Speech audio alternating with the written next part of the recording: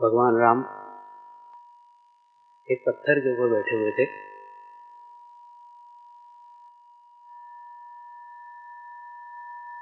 उनके हाथ में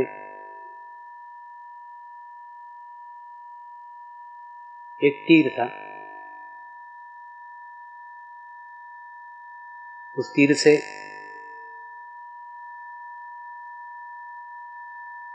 बैठे बैठे ही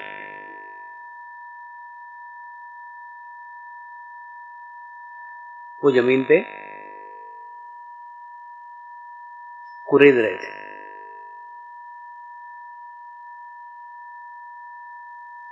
कुछ औचित्य नहीं था, कोई उद्देश्य नहीं था। जैसे कोई बेचैनी में पैर के अंगूठे से जमीन कुरेदता है, वैसे ही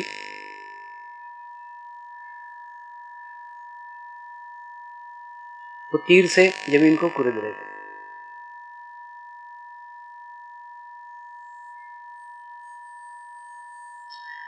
कुरेदते कुरेदते और समय बीतने के बाद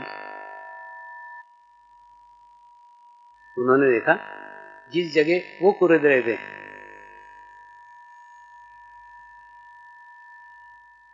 उस जगह से खून निकलना शुरू हो गया। थोड़ी जमीन को खोद करके देखा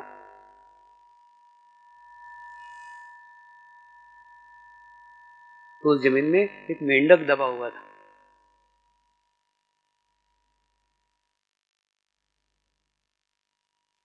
भगवान राम को बड़ा आश्चर्य लगा।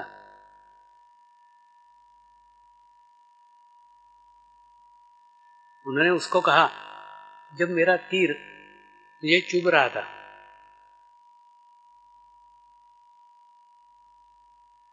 और इतना चुभा कि तेरे शरीर में से खून निकलना शुरू हो गया,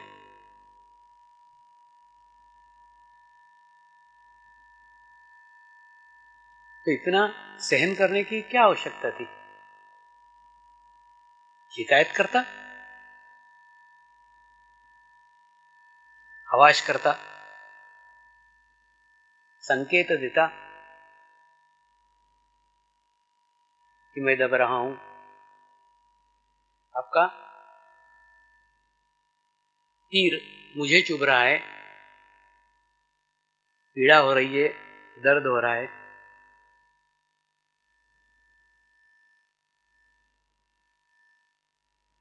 तो इतनी चुभन है कि चुभन के मारे मेरे शरीर से लहू बहने लग गए।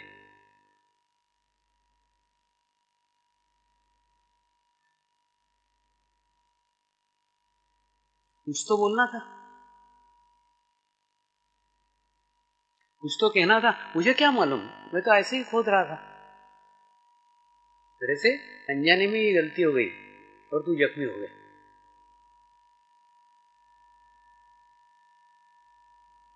मेंढक ने कोई जवाब नहीं दिया।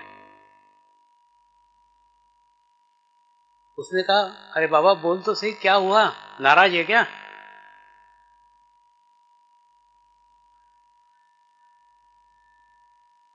मेंढक ने कहा, परमात्मा आपने मुझे जीवन में बहुत दिया है, तो मैं बूढ़ा हो गया हूं, तो अगर मृत्यु भी आपके हाथ से मिले, इससे बड़ा सौभाग्य क्या हो सकता है?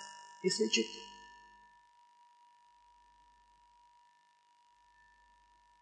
धन्यवाद देता हूं आपको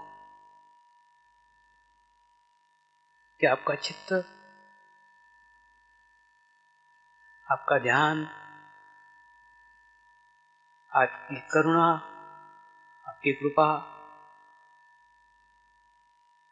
किसी न किसी कारण तो मेरे ऊपर हुई।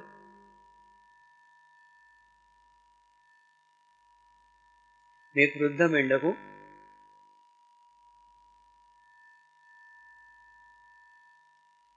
जीवन में सब कुछ प्राप्त हो गया,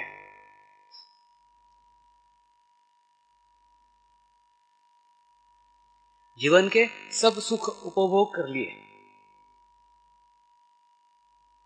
तो जीवन में इतना सारा अगर आपकी कृपा से मिला, इतना सब अगर आपकी करुणा से मिला, तो एक छोटी सी चुभन मिल रही है तो उसकी शिकायत क्या करो? जो मिला है उसके सामने ये जख्म कुछ भी नहीं है। इसलिए इसकी शिकायत करना उचित प्रतीत नहीं होता। इसलिए कोई शिकायत नहीं कर रहा था, शांत चित्त के आपका सानिध्य अनुभव कर रहा था, आपके सानिध्य की अनुभूति प्राप्त कर रहा था।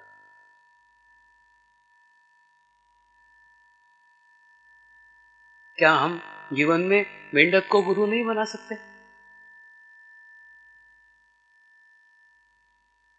परमेश्वर ने हमको भी जीवन में बहुत कुछ दिया है,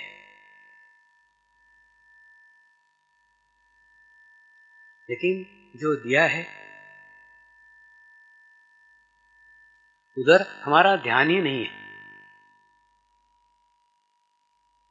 और कभी एक आध बार कोई चीज नहीं मिल जाती, कहीं एक आध बार कोई दुख मिल जाता है, कोई घटना हो जाती है, तो उसकी शिकायत क्या परमात्मा से करना?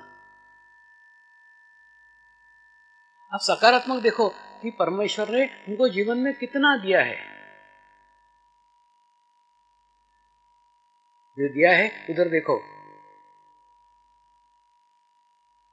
जो नहीं मिला है उसका एहसास भी नहीं होगा। और छोटी छोटी बातें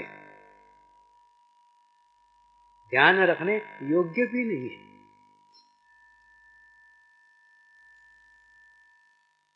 इसलिए जीवन में जो प्राप्त हो रहा है, जीवन में जो मिल रहा है, आप उसको देखो तो आपके अंदर एक सकारात्मकता भर जाएगी। जीवन में क्या मिलना चाहिए, जीवन में क्या नहीं मिला है, इसकी अगर शिकायत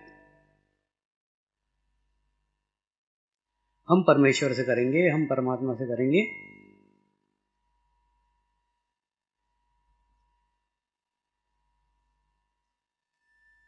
तो आध्यात्मिक उन्नति नहीं हो सकती।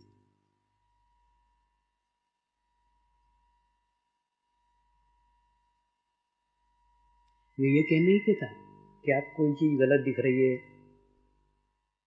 तो उसको नजरअंदाज कर दो।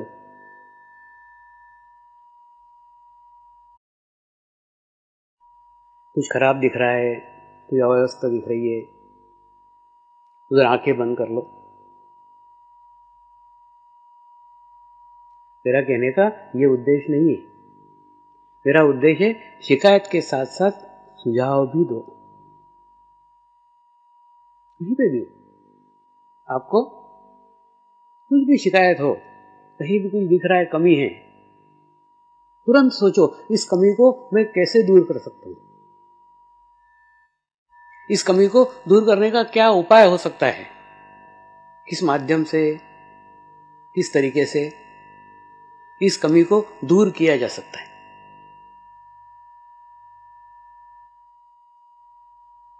मैं अभी की कुछ बात नहीं कर रहा हूं, सर्वसाधारण बात है। जब भी कभी आश्रम में आओ, कुछ कमी देखो, कुछ अव्यवस्था देखो,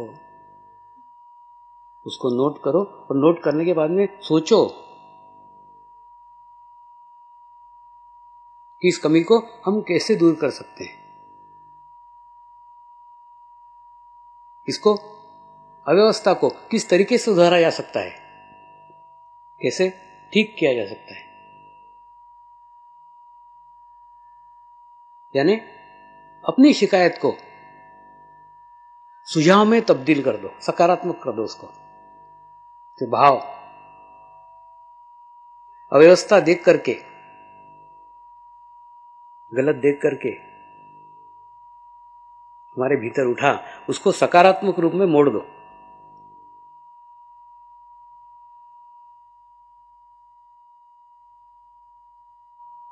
आश्रम में दिन प्रतिदिन आने वालों की संख्या बहुत तेजी से बढ़ रही है, लेकिन कार्य करने वालों की संख्या नहीं बढ़ रही। कार्यकर्ताओं की बहुत कमी है। वही 4-6 लोग पहले करते थे, वही 4-6 लोग अभी करते। उसमें कोई भारी बदलाव नहीं आया है। इसलिए शिकायत के साथ साथ आपके सुझाव भी दो, क्या किया जा सकता है, उसमें आप क्या मदद कर सकते हैं, आपके पास उसकी क्या रूपरेखा है। यानी अपने जीवन के आने वाले ऊर्जा को, आने वाली शक्ति को एक नया मार्ग दो, एक नया रास्ता दो।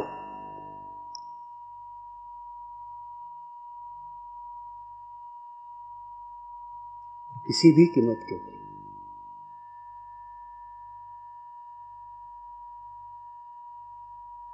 फिर कैसे कह रहा हूं, किसी भी कीमत के ऊपर आप आपकी मानसिक शांति को मत गंवाओ। कई बार छोटी छोटी घटनाएं, छोटे छोटे विवाद,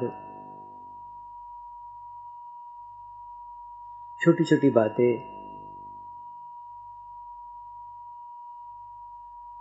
हमारी शांति को भंग करती है।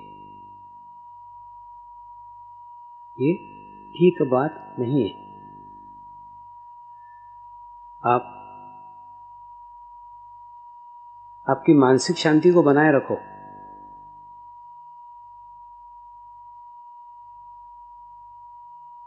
मानसिक शांति बनाए रखोगे तो आध्यात्मिक स्थिति भी बनी हुई रहेगी।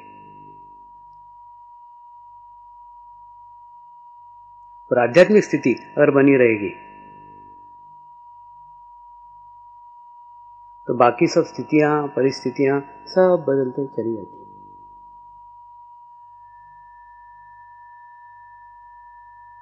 तो मानसिक स्थिति बहुत महत्वपूर्ण है।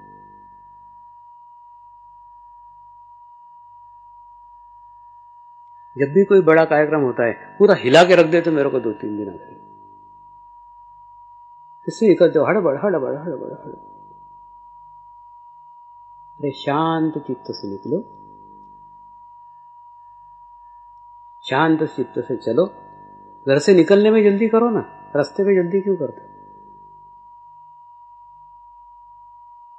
रास्ता जल्दी के लिए नहीं है,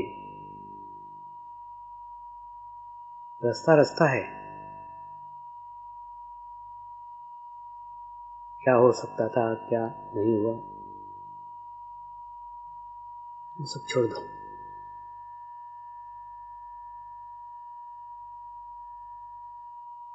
शांत चित्त होकर निकलो, शांत चित्त से पहुंचो, शांत चित्त से रहो और शांत चित्त से जाओ।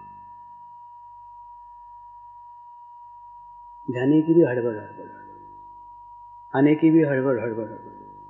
जाते समय भी कार्यक्रम कब खत्म हो रहा है? 5 बजे? नहीं, 2 बजे खत्म करो। हमारी 3 बजे की ट्रेन, यानी हमको 2 बजे जाना है, इसलिए कार्यक्रम 2 बजे खत्म करो।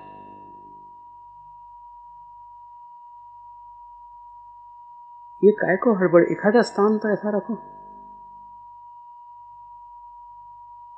एखादी जगह तो ऐसी रखो जहां आप शांत चित्त से रहोगे, शांति बनाए रखोगे। क्योंकि आपका मन अशांत होता है, आपका शरीर अशांत होता है, शरीर अशांत होता है, चित्त अशांत होता है, फिर हम कहाँ पे हैं,